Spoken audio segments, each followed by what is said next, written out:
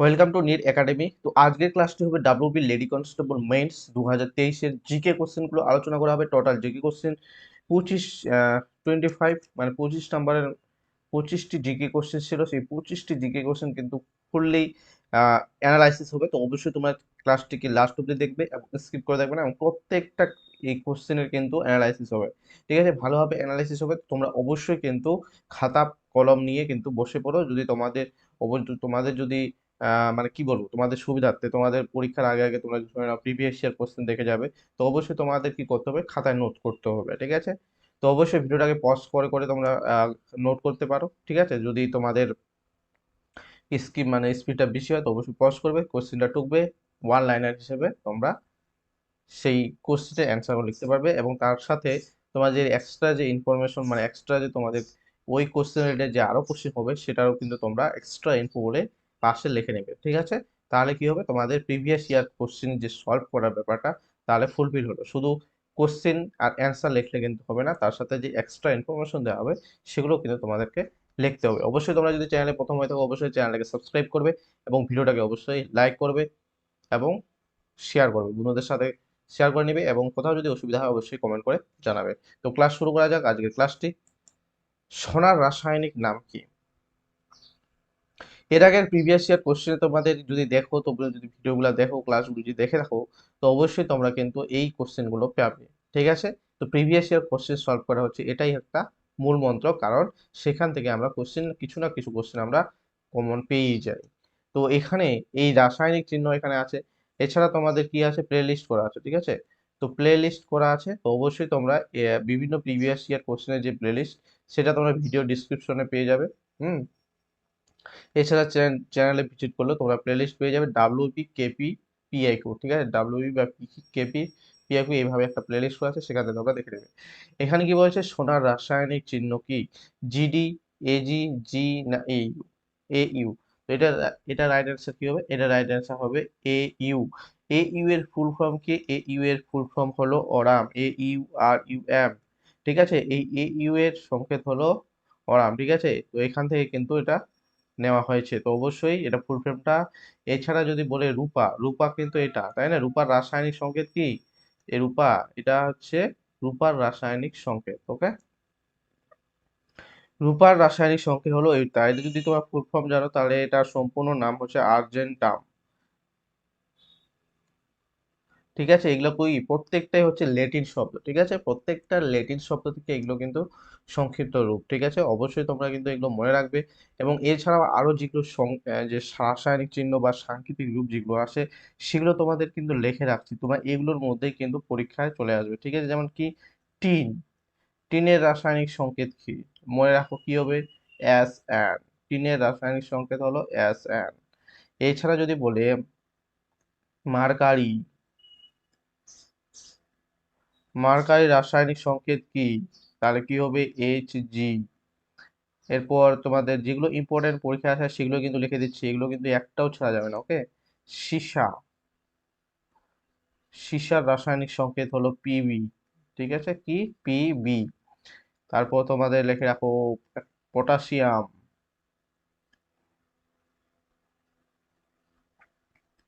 পটাশিয়ামের রাসায়নিক সংকেত হলো কে। ঠিক আছে, এগুলো কিন্তু তোমরা অবশ্যই লিখে রাখবে, যেগুলো রেখে দিলাম এগুলোই কিন্তু পরীক্ষায় আসে। এবং এগুলো কিন্তু বারবার পাশে লিখে রাখো, এবং এগুলো রেখে রাখো রূপার রাসায়নিক সংকেত, সোনার রাসায়নিক সংকেত। ঠিক আছে, এগুলো কিন্তু পরীক্ষা আসে, অবশ্যই তোমরা এগুলো লিখে রাখবে। নেক্সট কোশ্চেনে আমরা চলে যাব।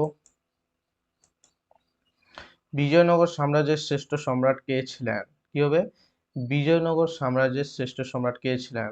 এ নরসিংহ বর্মন, বি কৃষ্ণদেব রায়, সি প্রথম রাজারাজ, ডি হলো তৃতীয় গোবিন্দ। তো এটা রাইট অ্যান্সার কি হবে? বিজয়নগর সাম্রাজ্যের শ্রেষ্ঠ সম্রাট কে ছিলেন? তো এটা রাইট অ্যান্সার হবে কৃষ্ণদেব রায়। কি হবে, কৃষ্ণদেব রায় হইছে দা রাইট অ্যান্সার। এই নরসিংহ বর্মন কোথাকার রাজা ছিলেন? নরসিংহ বর্মন ছিলেন পল্লব বংশের,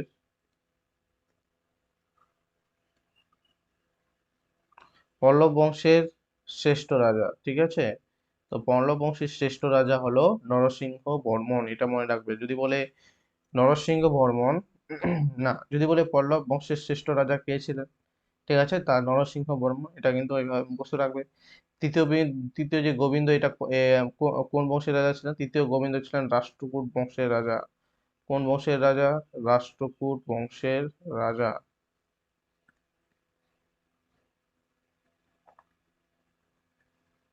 এগুলো কিন্তু ইম্পর্টেন্ট কোশ্চেন। ওকে। দুটি স্তূপ পর্বতের মধ্যবর্তী অংশকে কি বলা হয়? দুটি স্তূপ পর্বতের মধ্যবর্তী অংশকে কি বলা হয়? গ্রস্ত উপত্যকা, ক্যালডারা, সিধাপ, ডি হলো ক্রেটারলেট। ঠিক আছে, তাহলে এটার অ্যাকচুয়াল রাইট অ্যান্সার কি হবে? তো এটার রাইট অ্যান্সার হবে গ্রস্ত উপত্যকা। দুটি স্তূপ পর্বতের মধ্যবর্তী অংশকে বলা হয় গ্রস্ত উপত্যকা। এই যে ক্যালডেরা, এই ক্যালডেরাটা কি বলতো? এই ক্যালডেরাটা হলো আগ্নেয়গিরিতে দেখা যায় ক্যালডেরা। কোথায় দেখা যায়? আগ্নেয়গিরির আগ্নেয়গিরিতে কিন্তু ক্যালডেরা দেখতে পাওয়া যায়। ঠিক আছে, ক্যালডেরাটা কেমন? যে আগ্নেয়গিরি থেকে যে অগ্নুৎপাত মানে লাভা বা ম্যাগমা যে বেরিয়ে আসে, সেটা কি হয়, সেখানে এই এইভাবে গর্ত সৃষ্টি হয়, কি হয়ে যায়, নরম হয়ে যায়। চারপাশের শিলা কি হয়ে যায়, নরম হয়ে যায়। ওই শিলাগুলো কি করে, একদম খসে পড়ে যায়। খসে পড়ে গিয়ে কি হয়, বিশাল আকৃতি এরকম মানে গর্তের সৃষ্টি হয়। এইটাকে বলে ক্যালডেরা। এবং সেখানে জল জমে জমে জমে ক্যালডেরাতে জল জমে যায় এবং একটা হ্রদের মতো সৃষ্টি হয়ে যায়। এটাই হলো ক্যালডেরা। ওকে। গীত গোবিন্দ কে রচনা করেন? দেখো, বিভিন্ন গ্রন্থে যে গ্রন্থ, সেই গ্রন্থের কে রচনা করেন, সেগুলো কিন্তু পরীক্ষায় আসে। ঠিক আছে, তো গীত গোবিন্দ কে রচনা করেন? লক্ষণ সেন, জয়দেব, বল্লাল সেন না তানসেন? তো এটা রাইট অ্যান্সার কি হবে? গীত গোবিন্দ রচনা করেন জয়দেব। কে রচনা করেছেন? জয়দেব রচনা করেছেন গীত গোবিন্দ। এছাড়া মনে রাখবে আরো ইম্পর্টেন্ট যেগুলো পরীক্ষায় আসে, সেগুলো তোমাদেরকে কিছু লিখে রাখছি। দেখো, মুদ্রা রাক্ষস, মুদ্রা রাক্ষস কে রচনা করেন? মুদ্রা রাক্ষস রচনা করেন বিশাখা দত্ত। মুদ্রা রাক্ষস রচনা করেন বিশাখা দত্ত। ঠিক আছে, এরপর তোমাদের এগুলো কিন্তু ভেরি ভেরি ইম্পর্টেন্ট, যেগুলো লিখে দিচ্ছে না, এগুলো কিন্তু প্রত্যেকটাই পরীক্ষা এসেছে। রামচরিত, রামচরিত গ্রন্থের রচয়িতাকে? এটা হবে সন্ধ্যাকর নন্দী। সন্ধ্যাকর নন্দী। আর একটা কোশ্চেন, যেগুলো কি ইম্পর্টেন্ট সেগুলোই লিখে দিচ্ছি। রামচরিত মানস, নিজেরা উত্তর দেওয়ার চেষ্টা করো যে তোমাদের উত্তরগুলো মিলছে, মানে মিলছে কিনা। ঠিক আছে, তাহলে মিলিয়ে নেবে। রামচরিত মানস কি লেখে? তুলসী দাস। নেক্সট বলো, পবনদূত, পবনদূত গ্রন্থের রচয়িতাকে? এটা কি হবে? অষ্টাধ্যায়ী, অষ্টাধ্যায়ী বা ধয়ী। ঠিক আছে, মনে রাখবে, অষ্টাধ্যায়ী না, শুধু ধয়ী রেখে রাখো। ঠিক আছে, অষ্টাধ্যায়ী একটা আবার গ্রন্থ আছে। তাহলে পবনদূত গ্রন্থের রচয়িতা হলেন ধয়ী। গীত গোবিন্দ, ওইটা তো পরীক্ষায় চলেই আসছে, দেখছো? আমার মনে হচ্ছিল যে এটা ইম্পর্টেন্ট, মনে আসছিল মাথায়, তো দেখতে পাচ্ছ। আর কি হবে? উম হ্যাঁ, কি হবে? রাজতরঙ্গিনী, রাজতরঙ্গিনী গ্রন্থটি রচয়িতাকে? নিজেরা আগে চেষ্টা করো। রাজতরঙ্গিনী গ্রন্থের রচয়িতা হলো কলহন। ঠিক আছে, এরপর আর কয়েকটা লিখে দিই, দুটো। উম, হ্যাঁ, দান সাগর উদ্ভুত সাগর কি লেখেন? বল্লাল সেন। ঠিক আছে, এটাও কিন্তু ইম্পর্টেন্ট, ইম্পর্টেন্ট কোশ্চেন। ঠিক আছে, দান সাগর অবলিক উদ্ভুত সাগর, এগুলো কে রচনা করেন? এটা রচনা করেন বল্লাল সেন। আর আরেকটা লিখে রাখো, মৃচ্ছকটির গ্রাম। এগুলো কিন্তু লিখে রাখো। ঠিক আছে, পাশে খাতায় পারলে লিখে রাখো। আর পারলে মুখস্থ করতে পারলে মুখস্থ করো, ভিডিওটাকে পজ করে করে। ঠিক আছে, কিরকম পজ করে করে মুখস্থ করবে দেখো, আমি বলে দিচ্ছি। আগে এটা লিখে নিই, এটা হলো শুদ্রক, মৃচ্ছকটিকা হলো শুদ্রক। দেখো ভিডিওটাকে প্রথমে কি বলো, যেগুলো ধরে নাও তোমার লেখার ইচ্ছা হচ্ছে না, ঠিক আছে, ধরে নাও তোমরা লিখবে না, হ্যাঁ, তো তোমরা মুখস্থ করবে কিভাবে, ভিডিওটাকে পজ করবে, ঠিক আছে, 4 নম্বর কোশ্চেন চলছে, ভিডিওটাকে পজ করবে, পজ করে দিলে তারপর কি করবে, গীত গোবিন্দ কে রচনা করেন, গীত গোবিন্দ রচনা করেন জয়দেব, গীত গোবিন্দ কে রচনা করেন, গীত গোবিন্দ রচনা করেন জয়দেব। তারপর যে অপশনগুলো আছে, মুদ্রা রাখা রচনা করেন বিশারদ দত্ত, রামচরিত সন্ধ্যাকর নন্দী, রামচরিত মানস তুলসীদাস, পবন ধৈ, রাজতরঙ্গী করণ হন, দানসাগর বধূসূদন রচনা করেন বল্লাল সেন, মৃচ্ছকটিকম শূদ্র। এইভাবে 2-3 বার করে রিপিটেশন করে নিজেরা পড়বে, ভিডিওটাকে পজ করে, তারপর হয়ে গেল, তারপর আবার প্লে করে পরের ভিডিও ক্লাসগুলো তোমার কোশ্চেনগুলো দেখবে, ওকে, এইভাবে কিন্তু হবে। নেক্সট চলে যায়, সিজিএস পদ্ধতিতে তাপের একক কি? সিজিএস পদ্ধতিতে তাপের একক ক্যালোরি, সেলসিয়াস, জুল, ফারেনহাইট। তো এটা রাইট অ্যান্সার হবে, সিজিএস পদ্ধতিতে তাপের একক হলো ক্যালোরি। কি হবে, calorie is the right answer. যদি বলে তাহলে সিজিএস পদ্ধতিতে এটা গেল, যদি বলে এসআই পদ্ধতিতে, এসআই পদ্ধতিতে তাপের একক,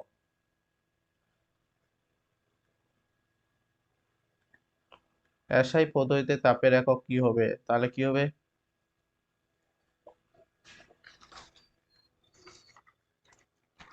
জুল, তাই না? এসআই পদ্ধতিতে তাপের একক কি, জুল। আরেকটা কোশ্চেন, আচ্ছা সিজিএস কোথায় চলে গেল,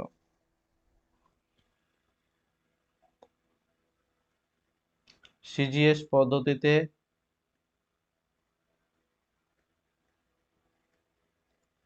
তাপমাত্রার একক,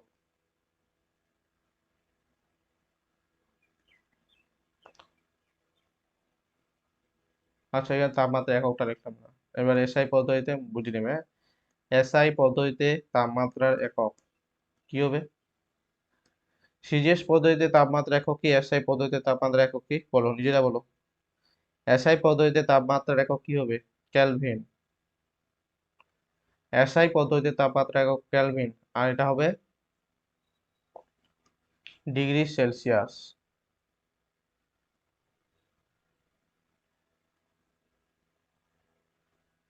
ঠিক আছে। নেক্সট চলে যাব, নবাব ওয়াজিদ আলী শাহ কোন স্থানের নবাব ছিলেন, নবাব ওয়াজিদ আলী শাহ কোন স্থানের নবাব ছিলেন, অযোধ্যা, কানপুর, লখনৌ না দিল্লি। তো এটা রাইট অ্যান্সার কি হবে, নবাব ওয়াজিদ আলী শাহ কোন স্থানের নবাব ছিলেন, তো এটা রাইট অ্যান্সার কি হবে, এটা রাইট অ্যান্সার হবে অযোধ্যা, এটা রাইট অ্যান্সার কি হবে, অযোধ্যার নবাব ছিলেন, ঠিক আছে। এবার যদি বলে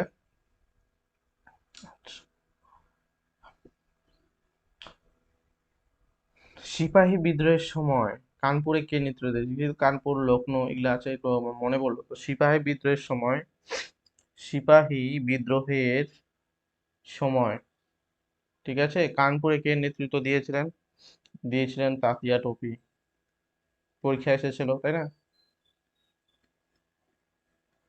আর লখনৌতে কে দিয়েছিল, লখনৌতে দিয়েছিল বেগম হজরত মেহমদ, বেগম হজরত মহল, বেগম হজরত মহল, ঠিক আছে। এছাড়া যে দিল্লি আছে, এই দিল্লি কত সালে, আম, এই দিল্লি যে আমাদের ভারতের রাজধানী কোথায় আছে, দিল্লি তাই না, আগে কোথায় ছিল, কলকাতাতে ছিল তাই না, কোথায় ছিল, কলকাতাতে ছিল, এবং কত সালে কলকাতা থেকে দিল্লিতে রাজধানী স্থানান্তরিত হয়, এটাও কিন্তু পরীক্ষা এসেছে। তো এটা হবে 1911 সালে, 1900 কত সালে, 11 সালে। নেক্সট স্লাইডে চলে যাব, এনার্জি কারেন্সি কাকে বলা হয়, এডিপি, এটিপি, এনএডিপি, এনইউডিপি, এগুলো ফুল ফর্ম জানো তোমরা, হ্যাঁ বলো, এগুলো ফুল ফর্মও কিন্তু জানতে হবে। এনার্জি কারেন্সি কাকে বলা হয়, এডিপি, এটিপি, এনএডিপি, এনইউডিপি। তো এনার্জি কারেন্সি বলা হয় এটিপি কে, অ্যাডিনোসিন ট্রাইফসফেট, ঠিক আছে, অ্যাডিনোসিন ট্রাইফসফেট, তো লিখে দিই অ্যাডিনোসিন,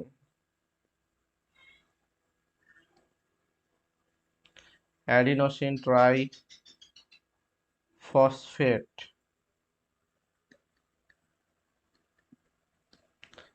আর হচ্ছে এটা হবে এডিপি মানে অ্যাডিনোসিন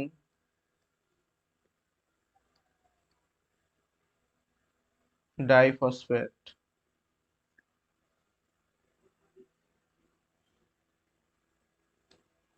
ঠিক আছে, এবার যদি বলে এনএডিপি, এনএডিপি তো আছে, তো এটা বিশাল রূপ, তার মুখে বলে দিচ্ছে। এনএডিপিটা কি? Nicotinamide, nicotinamide adenine die nucleotide phosphate. কি হবে? এনএডিপির পূর্ব হলো নিকোটিনামাইড, এনতে কি হবে? এনতে নিকোটিনামাইড, এতে হচ্ছে অ্যাডেনিন, ডিতে ডি নিউক্লিওটাইড, আর পিতে ফসফেট। ওকে, আর এনইডিপি বলে কিছু নেই, ডি যে অপশন আছে, এই ডি অপশনে সেরকম কোনো কিছু নেই। ওকে, নেক্সট স্লাইডে চলে যাই। 8 নম্বর কোশ্চেন, নিচের কোনটি সবাত শ্বসনের একটি পর্যায় নয়? গ্লাইকোলাইসিস, সালোক সংশ্লেষ, ক্রেবস চক্র, না ফার্মেন্টেশন। নিচের কোনটি সবাত শ্বসনের একটি পর্যায় নয়? এখানে কি বলছে? নয়। এটা কোশ্চেনটা ভুল আছে মনে হয়, হ্যাঁ, এটা রং কোশ্চেন, মানে এখানে এই কোশ্চেনটা করতেই ভুল করেছে। ঠিক আছে, তো এটা হচ্ছে অল ক্যান্ডিডেট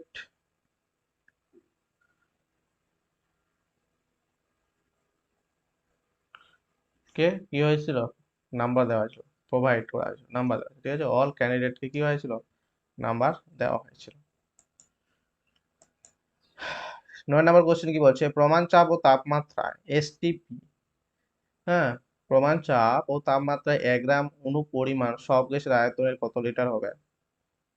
তো এটা মুখস্থ রাখতে হবে। ঠিক আছে, সমপরিমাণ সব আয়তনের কত লিটার? 22.4 লিটার। অপশন বি, এটা রাইট অ্যান্সার হবে, অপশন বি। ওকে, নেক্সট 10 নম্বর কোশ্চেন অ্যান্সার করো। স্যার টমাস রো কোন মুঘল সম্রাটের সময় ভারতে আসেন?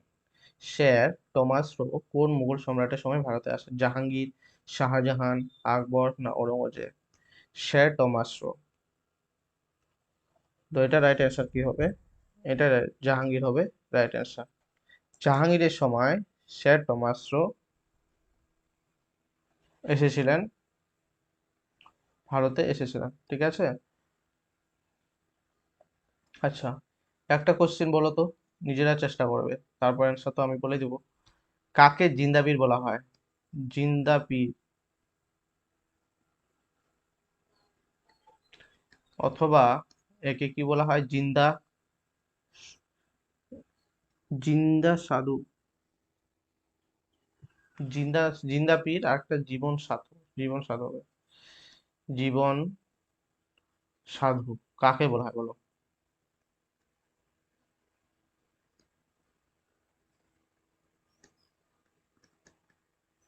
পেরেছো? তো এটা রাইট অ্যান্সার, ঔরঙ্গজেব, তাই না? ঔরঙ্গজেবকে বলা হয় জিন্দা পীর বা জীবন সাধু, এটা কিন্তু মনে রাখবে, ইম্পর্টেন্ট। কান্ডালা সমুদ্র বন্দরটি কোন রাজ্যে অবস্থিত? কান্ডালা সমুদ্র বন্দরটি কোন রাজ্যে অবস্থিত? A Gujarat, B Maharashtra, C Karnataka, D Tamil Nadu. বলো কি হবে রাইট অ্যান্সার?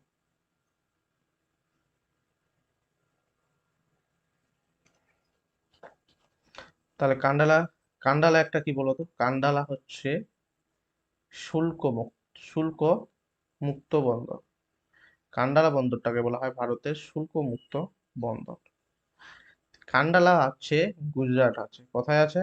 গুজরাট রাজ্যে কান্ডালা বন্দরটি অবস্থিত। তামিলনাড়ুতে মনে রাখবে তুতিকোরিন। যদি বলে তুতিকোরিন, এটা পরীক্ষা এসেছিল, তুতিকোরিন,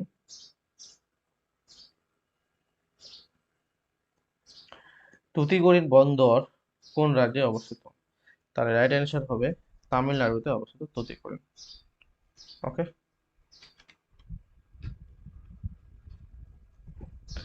নেক্সট স্লাইডে চলে যাব। বাতাসে জলীয় বাষ্পের পরিমাণ কোন যন্ত্রের সাহায্যে মাপা হয়? বাতাসে জলীয় বাষ্পের পরিমাণ কোন যন্ত্রের সাহায্যে মাপা হয়? থার্মোমিটার, হাইড্রোমিটার, ব্যারোমিটার, না হাইগ্রোমিটার? বাতাসে জলীয় বাষ্পের পরিমাণ কোন যন্ত্রের সাহায্যে মাপা হয়? জলীয় বাষ্প। ঠিক আছে, কি বলছে? জলীয় বাষ্প। তাহলে এটা কি হবে? থার্মোমিটারের সাহায্যে কি মাপা হয়? এটা মাপা হয় উষ্ণতা। হাইড্রোমিটারের সাহায্যে কি মাপা হয়? হাইড্রোমিটারের সাহায্যে মাপা হয়।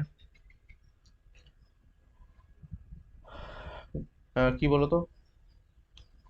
আপেক্ষিক আপেক্ষিক কি গুরুত্ব, আপেক্ষিক গুরুত্ব।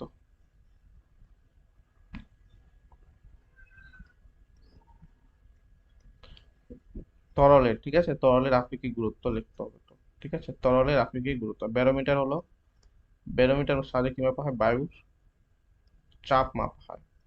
তাহলে নেক্সট যেটা হবে, তাহলে হাইগ্রোমিটারের সাহায্যে আমরা জলীয় বাষ্প, বাতাসের জলীয় বাষ্প আমরা পরিমাপ করি। ওকে, 13 নম্বর কোশ্চেন কি বলছে? সোমপ্রকাশ পত্রিকাটি কে সম্পাদনা করতেন? ঈশ্বরচন্দ্র বিদ্যাসাগর, রাজা রামমোহন রায়, বি সি রবীন্দ্রনাথ ঠাকুর, D Michael Madhusudan Dutta.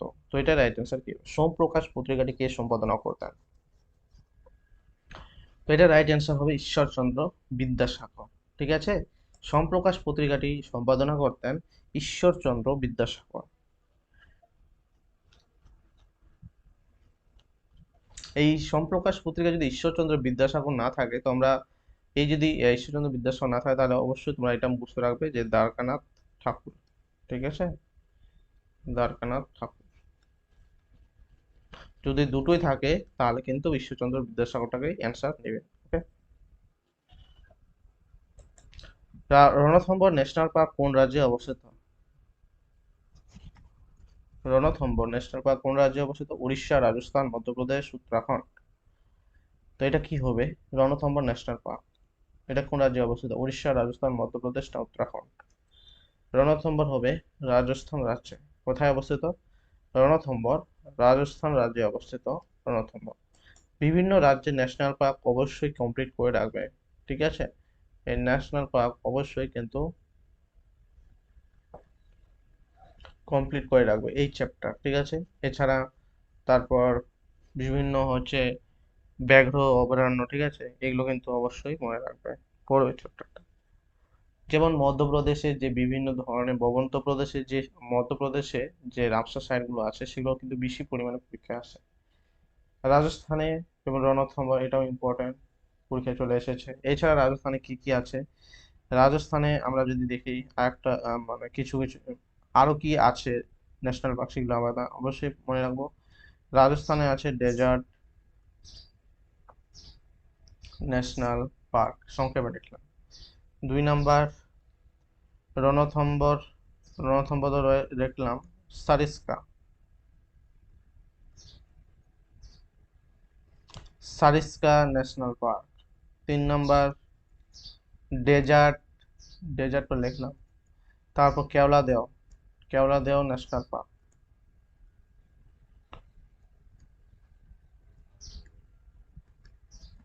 Keoladeo national park. আর Mukundra hills, Mukundra hills national park. ঠিক আছে, এগুলো কিন্তু অবশ্যই মুখস্থ রাখবে, এগুলোই পরীক্ষা দেয়। মিজোরাম রাজধানীর নাম কি?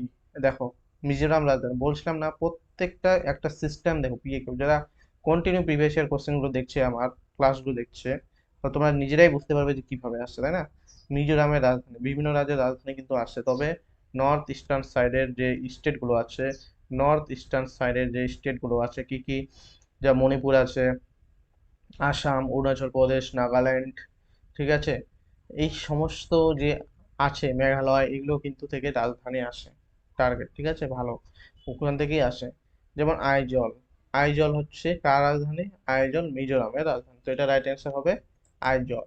যদি বলে বি, অপশন বি, তাহলে অপশন কোহিমা, ওর রাজধানী কোহিমা হলো নাগাল্যান্ডের রাজধানী। নাগাল্যান্ডের রাজধানী হলো কোহিমা।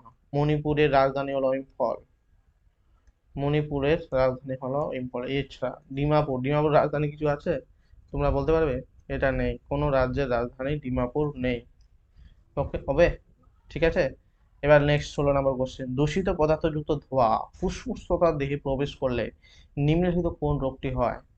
দূষিত পদার্থযুক্ত ধোঁয়া তথা দেহে প্রবেশ, কি হবে? ব্রঙ্কাইটিস, মেনিনজাইটিস, ফেরিনজাইটিস না কলেরা? তো এটা কি হবে? ব্রঙ্কাইটিস হবে। ঠিক আছে, ব্রঙ্কাইটিস হয়, মানে ব্রঙ্কাইটিস হলে কি হলো বলো তো? ফুসফুস ফুসফুস করে মানে কাশি হয়, কাশি। ঠিক আছে, তো এটা দূষিত পদার্থযুক্ত ধোঁয়া ফুসফুস তথা দেহে প্রবেশ করলে। 17 নম্বর কোশ্চেন, সংবিধানের কোন ধারায় দেশের যুদ্ধ বা বহিঃশত্রু আক্রমণের পরিপ্রেক্ষিতে পরিপ্রেক্ষিতে জরুরি অবস্থা জারি করার কথা বলা হয়েছে? এটা কি হবে? এ 350, বি 356, সি 360, ডি 352। জাতীয় জরুরি অবস্থায় এ 350 বলে কিছু নেই। আমাদের জাতীয় জরুরি ব্যবস্থা কে জারি করতে পারে? জাতীয় জরুরি ব্যবস্থা শুধুমাত্র আমাদের রাষ্ট্রপতি জারি করতে পারে। কে জারি করতে পারে? রাষ্ট্রপতি। পরীক্ষায় আসে। আমাদের জাতীয় জরুরি অবস্থা 352 একটা আছে, একটা 356 আছে, আর একটা হচ্ছে 360। তো এখানে অপশনগুলো আছে, তো এখানে অপশন থেকেই আমি বলে দিচ্ছি যে কোনটা কি। দেখো, এই 356 যে জরুরি অবস্থা আছে, 356টা কি? যখন রাজ্যের সাংবিধানিক অচল অবস্থা হবে তখন কিন্তু আম, রাষ্ট্রপতি জরুরি জারি ব্যবস্থা করতে পারে। সাংবিধানিক অচল অবস্থা, ঠিক আছে? রাজ্যে যখন সাংবিধানিক অচল অবস্থা হবে তখন কিন্তু রাষ্ট্রপতি জাতীয় জরুরি অবস্থা করতে পারে, ঠিক আছে? এবার 360 এটা হচ্ছে কি? আর্থিক জারি ব্যবস্থা, আর্থিক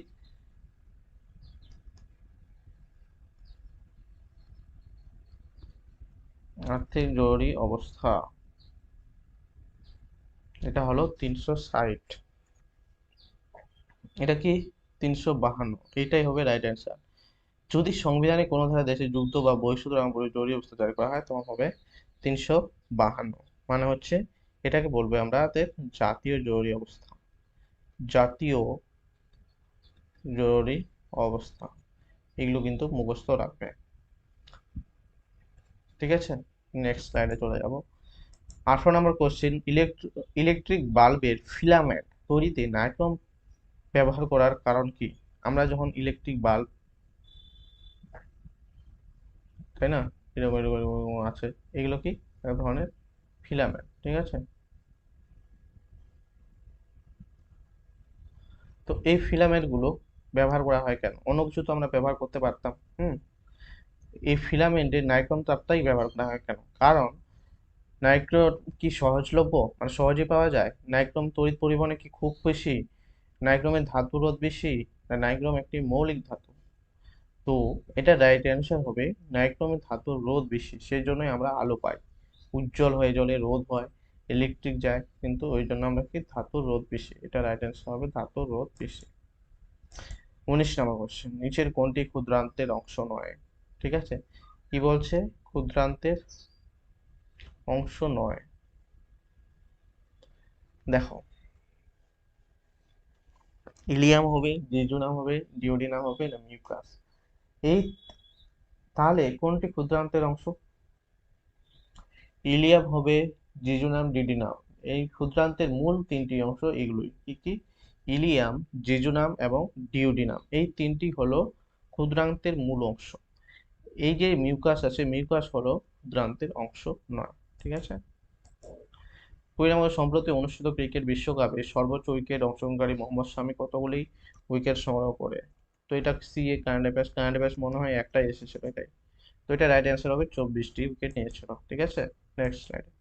নিম্নোক্ত কোন স্থানে গৌতম বুদ্ধের মহাপরিনির্বাণ ঘটে?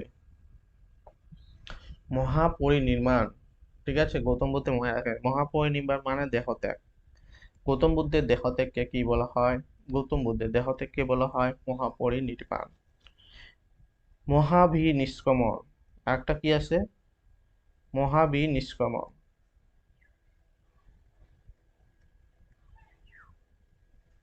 যদি বলে মহাবিনিষ্ক্রমণ কি, গৌতম বুদ্ধের গৃহত্যাগকে বলা হয় নিষ্ক্রমণ, ঠিক আছে? গৌতম বুদ্ধের গৃহত্যাগ মানে বাড়ি থেকে যে ছেড়ে দেয়, মোহ মায়া সব কিছু ছেড়ে যে বাইরে চলে যায়, বাড়ি থেকে বের হয়ে যায়, এটাকে বলা হয় মহাবিনিষ্ক্রমণ। এটা আছে। আর একটা আছে ধর্মচক্র প্রবর্তন, ঠিক আছে? এইগুলো কিন্তু পরীক্ষা আসে, ধর্মচক্র,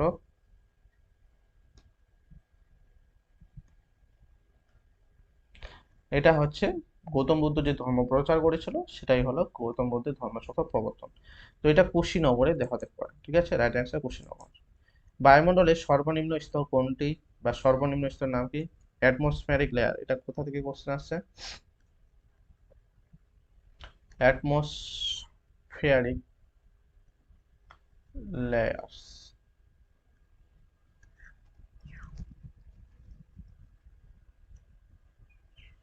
তো এখান থেকে কোশ্চেন আসছে, তো অবশ্যই তোমরা এই অ্যাটমসফিয়ার লেয়ার চ্যাপ্টারটা মানে মানে বায়ুমণ্ডলের স্তরটা তোমরা অবশ্যই মুখস্থ করে রাখবে।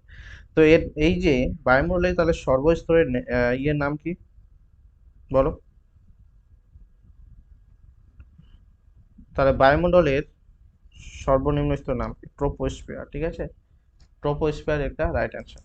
ট্রোপোস্ফিয়ারকে আমরা কি বলি? ক্ষুব্ধ মণ্ডল, ক্ষুব্ধ মণ্ডল নামেও জানি।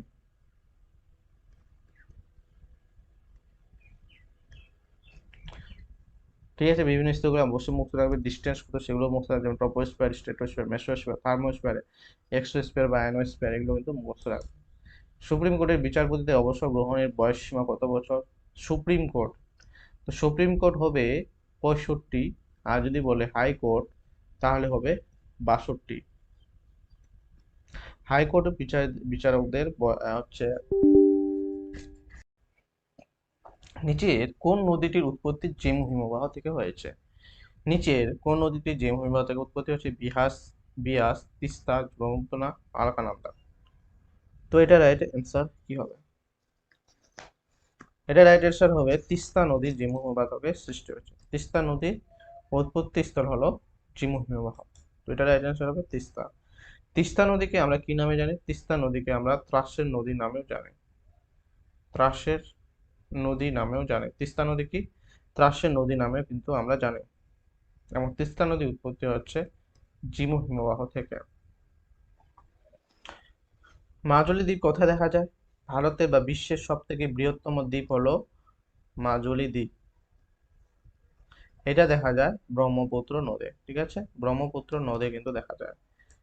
নেক্সট, 25 নম্বর, সীমান্ত গান্ধী নামে কোন স্বাধীনতা সংগ্রামী সমাধিক পরিচিতি ছিলেন? তো এটা হবে সীমান্ত গান্ধী কে হবে? দাদাভাই নওরোজি, সৈয়দ আহমেদ খান, মোহাম্মদ ইকবাল, না খান আব্দুল গফফর খান? সীমান্ত গান্ধী হবে খান আব্দুল গফফর খান। ওকে, খান আব্দুল গফফর খানকে আমরা সীমান্ত গান্ধী নামে পরিচিত। এই 25টি কোশ্চেন আলোচনা হলো। অবশ্যই তোমাদের ক্লাসটি কেমন লাগলো অবশ্যই তোমরা জানাবে, ভিডিওতে কমেন্ট করবে, অবশ্যই তোমরা কমেন্ট করবে। ওকে, এবং অবশ্যই তোমরা কি করবে, চ্যানেলটাকে সাবস্ক্রাইব না করলে অবশ্যই তোমরা সাবস্ক্রাইব করবে। এরপর কিন্তু WBSI এর কিন্তু কোশ্চেন আলোচনা করা হবে। অবশ্যই তোমরা সেই কোশ্চেনগুলো, জিকে কোশ্চেনগুলো, অ্যানালাইসিস কোশ্চেনগুলো দেখবে। অবশ্যই তোমাদের কিন্তু আপকামিং যে এক্সাম হবে অবশ্যই তোমাদের কিন্তু খুবই খুবই হেল্প হবে, ঠিক আছে। এবং অবশ্যই তোমরা ভিডিওটাকে লাইক করবে। লাইক কিন্তু কিন্তু তোমরা করছো না, অবশ্যই তোমরা কিন্তু লাইক করবে, অবশ্যই তোমরা